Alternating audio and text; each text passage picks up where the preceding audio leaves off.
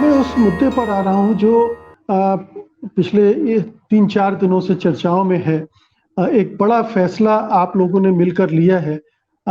ये भी हैरान करने वाला फैसला है एक तरह से, तो बहुत सारे लोग हैरानी में पड़ गए होंगे कि कांग्रेस के साथ ये आंदोलन करने वाले लोग जुड़ेंगे, स्वयंसेवी संगठन जुड़ेंगे, नागरिक समाज जुड़ेगा, जबकि कांग्रेस से लगातार नाराजगी रही है इस वर्ग की।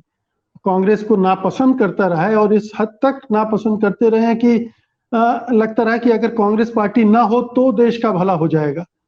फिर अचानक ऐसा क्या सूरत हाल बदली है कि जो कांग्रेस जो यात्रा करने जा रही है उसमें आप और ये तमाम संगठन और लोग जुड़ने जा रहे हैं?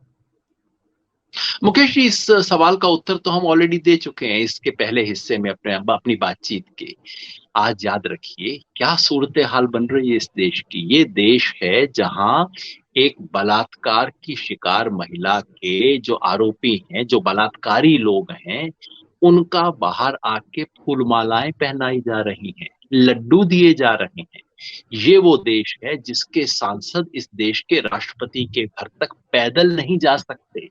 ये वो देश है जहां जो कंपनी, जो टीवी कंपनी पिछले कई वर्ष से थोड़ा सा इस सरकार के खिलाफ प्रतिरोध की बात कर रही थी, उसको 2 दिन पहले एक्वायर करने की कोशिश चल रही है।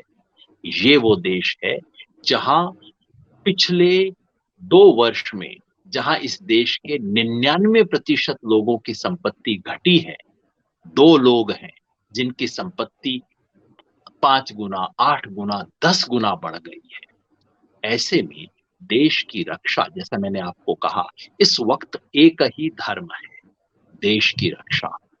मुकेश जी, मैं उन लोगों में से हूं जिन्होंने इमरजेंसी देखी थी अपनी आंख से। हालांकि मैं उस वक्त एडल्ट नहीं था, लेकिन अपनी आंख से देखी।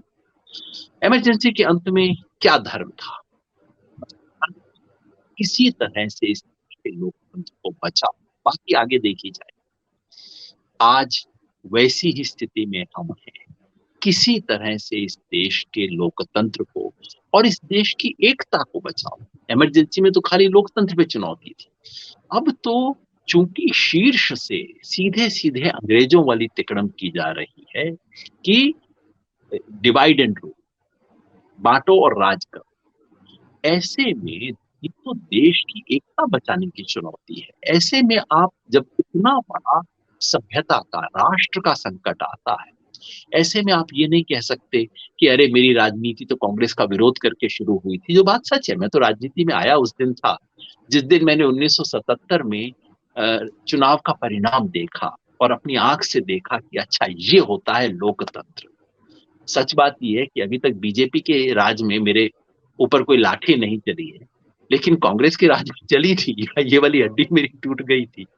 और सच ये है कि बीजेपी ने अभी तक शायद औपचारिक रूप से कोई मेरे खिलाफ एक्शन बहुत ज्यादा नहीं लिया है। कांग्रेस रिजीम में मुझे यूजीसी से निकाला गया था। अब क्या मैं इन बातों की खुंदक लेके बैठ जाऊं, कहूं कि देश कम है, मेरी मेरी हड्डी टूटी थी, ये ज्यादा महत्वपूर्ण है? देश बड़ा है अपना। और नियम और सिद्धांत ये नहीं होते कि फला पार्टी के समर्थक हैं, जिंदगी भर रहेंगे, पार्टी अच्छी बुरी जैसी भी हो जिंदगी भर इसका समर्थन करेंगे, या फला पार्टी के विरोधी हैं, चाहे कुछ भी हो जाए इसका विरोध करेंगे। ये नियम नहीं होते। सिद्धांत ये होते हैं कि देश के मूल सिद्धांत, देश की जो मर्यादा है, देश का जो संविधान है, उसके लिए जो जहां जरूरत हो वैसा करेंगे। तो आप जिसका जिक्र कर रहे हैं, जो बैठक हुई 22 तारीख को यहाँ दिल्ली में, और इससे 3 दिन पहले एक और बैठक हुई थी गांधी पीस फाउंडेशन में, जिसमें मेधा पाटकर जी के नेतृत्व में हम सब लोग बैठे थे, जन आंदोलनों वाले। तो इस देश के तमाम जन आंदोलनों ने कहा है आज इस देश में सबसे बड़ी जरूरत है भारत जोड़ो। आज इस देश को तोड़ने की कोशिश है। तो 19 तारीख की बैठक में हमने एक नारा दिया, नफरत छोड़ो भारत जोड़ो। 22 तारीख की मीटिंग में हमने कहा कि ये जो यात्रा चल रही है, 19 और 22 दोनों की मीटिंग में हमने कहा कि चूंकि इस देश की सबसे बड़ी जरूरत है भारत जोड़ो, कांग्रेस ने ये कार्यक्रम दिया है, हम इस कार्यक्रम का समर्थन करते हैं। ना हम कांग्रेस से जुड़ रहे हैं, ना हम कांग्रेस के सारे कार्यक्रमों का समर्थन कर रहे हैं। हम कह रहे हैं इस वक्त इस देश में भारत जोड़ो जैसे किसी प्रयास की आवश्यकता है। कांग्रेस ने शुरू किया है, इसका समर्थन करते हैं। कल को कोई दूसरा शुरू करेगा, उसका भी समर्थन करेंगे। जो इस देश को बचाने के लिए खड़ा होगा उसका साथ देंगे, और जो इस देश को तोड़ने की कोशिश करेगा उसका जी जान से विरोध करेंगे। तो उस मायने में ये बहुत हैरानी की बात नहीं है। मैं समझता हूं अगर हम ये कर लें कि अगर हम सिद्धांतों को, प्रतिबद्धताओं को पार्टियों के खांचे में न देखें, उसको संविधान और मूल्यों के खांचे में देखें, तो कुछ भी हैरानी की बात नहीं। लेकिन योगेन जी, अगर आपका ये सहयोग, ये कार्यक्रम केवल इस यात्रा तक सीमित है, तो बात आगे कैसे बढ़ेगी? ये यात्रा 132-40 दिनों बाद खत्म हो जाएगी और सब अपने अपने घरों को लौट जाएंगे। नहीं, मैंने ये नहीं कहा कि केवल इस तक सीमित है। देखिए, उद्देश्य क्या है? उद्देश्य है इस वक्त देश को बचाना। उद्देश्य है किसी भी तरह जो लोकतांत्रिक औजार आज भी हमारे यहाँ बचे हुए हैं। मैं मान के चल रहा हूँ 24 में देश में इलेक्शन होगा। मैं मान के चल रहा हूँ कि तमाम लोगों को चुनाव लड़ने की इजाजत दी जाएगी, और मैं मान के चल रहा हूँ कि वोटों की गिनती ठीक तरीके से होगी। अब तो मतलब इस न्यूनतम पे मामला उतर आया है ना। तो ऐसे में इस देश की तमाम ऊर्जा, इस देश को बचाने की इच्छा रखने वाले तमाम लोग खड़े होके इस देश को डूबने से बचाएं। ये हमारी ये हमारा संकल्प है।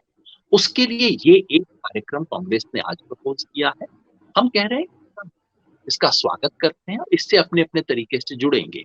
इसका मतलब ये नहीं कि ये यात्रा खत्म होने के बाद सब, तो उसके बाद जरूर कोई दूसरे लोग प्रयास करेंगे, दूसरी पार्टियां प्रयास कर सकती हैं, कांग्रेस कोई दूसरा प्रयास कर सकती है, और हम प्रयास कर सकते हैं जिसमें बाकी सब पार्टियां।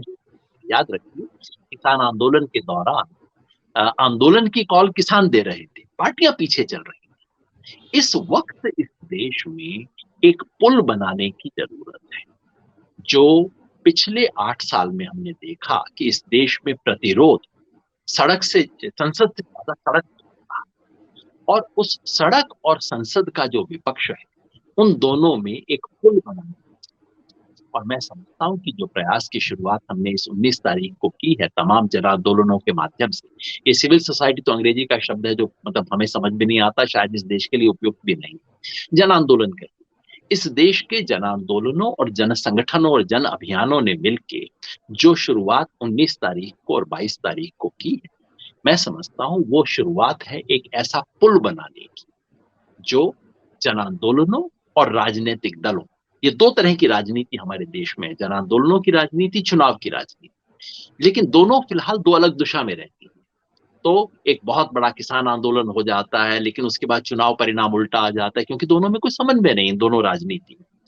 आज देश बचाने के लिए इन दोनों राजनीति में समन्वय की जरूरत है, और मैं समझता हूँ 19 और 22 तारीख की जिसकी शुरुआत हमने की है, वो केवल कोई एक अभियान नहीं है, कोई एक यात्रा नहीं, ये पुल बनाने की शुरुआत की है, और मैं समझता हूँ इस देश को बचाने का काम ये पुल करेगा।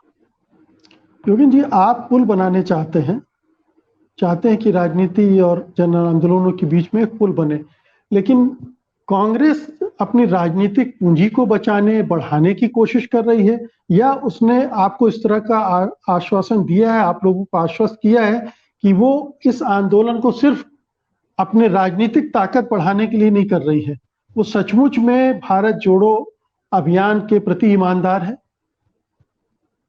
देखिए मुकेश जी, एक राजनीतिक दल से ये तो मैं उम्मीद नहीं करता कि वो अपनी ताकत बढ़ाने की कोशिश नहीं करेगी। वो करेगी, समाजवादी पार्टी भी करेगी, एमपी करेगी, और तमाम पार्टियां, डीएमके भी करेगी, टीएमसी करेगी, सब करेंगी, और इसमें कोई बुराई नहीं है ना। लेकिन इस यात्रा के जब समर्थन हमसे मांगा गया, दिग्विजय सिंह जी मुंबई गए, और सबसे वरिष्ठ जो समाजवादी नेता हमारे हैं, जीजी पारेख साहब, लगभग 100 वर्ष के हो गए, 42 के आंदोलन में सक्रिय थे, उनके पास जाके दिग्विजय जी ने प्रस्ताव रखा कि सभी जन आंदोलनों का सहयोग इसमें मिले। जो हमें बताया गया है वो ये कि इस यात्रा में केवल राष्ट्रीय ध्वज का इस्तेमाल किया जाएगा, तो हम किसी पार्टी के नीचे नहीं चल, राष्ट्रीय ध्वज के नीचे चल रहे हैं, और जिन सिद्धांतों को लेके चल, वो सिद्धांत देश बचाने के सिद्धांत हैं। ये एक समझ कि देश बचाने के मुद्दों पे चल रहे हैं। उससे अगर कांग्रेस पार्टी को फायदा होता है, बहुत अच्छी बात है। उससे अगर लेफ्ट को फायदा होता है, बहुत अच्छी बात है। जब तक देश को तोड़ने वाली ताकतों को फायदा नहीं होता, तब तक हम मायने में पूरी तरह से निरपेक्ष हैं कि भाई विपक्षी दल में फला ऊंचा फला नीचा, इससे कोई अपने को मतलब नहीं है, या फला पार्टी के अंदर ये वाला धड़ा ऊपर और वो धड़ा नीचे। राजनीति में सब चीजें होती हैं, सदैव होंगी, ये शाश्वत चीजें हैं। लेकिन हम लोगों का जो जन आंदोलन के लोग, वो यहाँ किसी एक पार्टी की गुड्डी ऊपर करने नहीं आए हैं, किसी की डाउन करने नहीं आए हैं, किसी व्यक्ति के सर पे ताज रखने नहीं आए हैं, किसी का ताज छीनने नहीं आए हैं। हम तो केवल और केवल इस वक्त देश बचाने की जो इस देश का संकल्प है, उस संकल्प को मजबूत करने आए हैं। इस देश में बहुत लोग हैं, मैं विश्वास से कह सकता हूं मुकेश जी, आज करोड़ों औरतें हैं जिन्हें जिस बार, या तो उन्हें ये बिल्किस बानो का मामला पता नहीं लगता, पर जिन्हें पता लगेगा, करोड़ों औरतें हैं जो अपना सर झुका देंगी। ये क्या उन, लेकिन वो हर औरत आज अकेला महसूस करती है। जो व्यक्ति इस तरह की गुंडागर्दी का विरोध कर रहा है, आज हर व्यक्ति, हर शरीफ व्यक्ति अपने आप को अकेला, असहाय महसूस कर रहा है।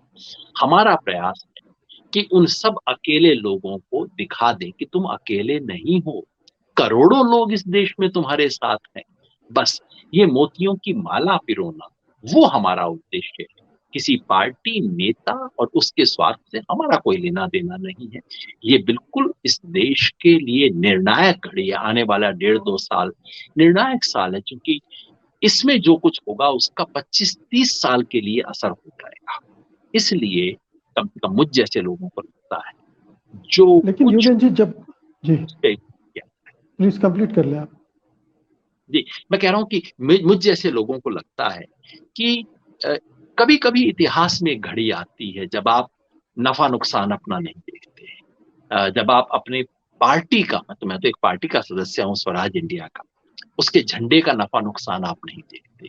आप उस वक्त कहते हैं ये घड़ी है जब हर चीज से केवल और केवल देश में जो हो रहा है वो चुनौती नहीं है, केवल और केवल उसका मुकाबला करने की कोशिश। जी, लेकिन मैं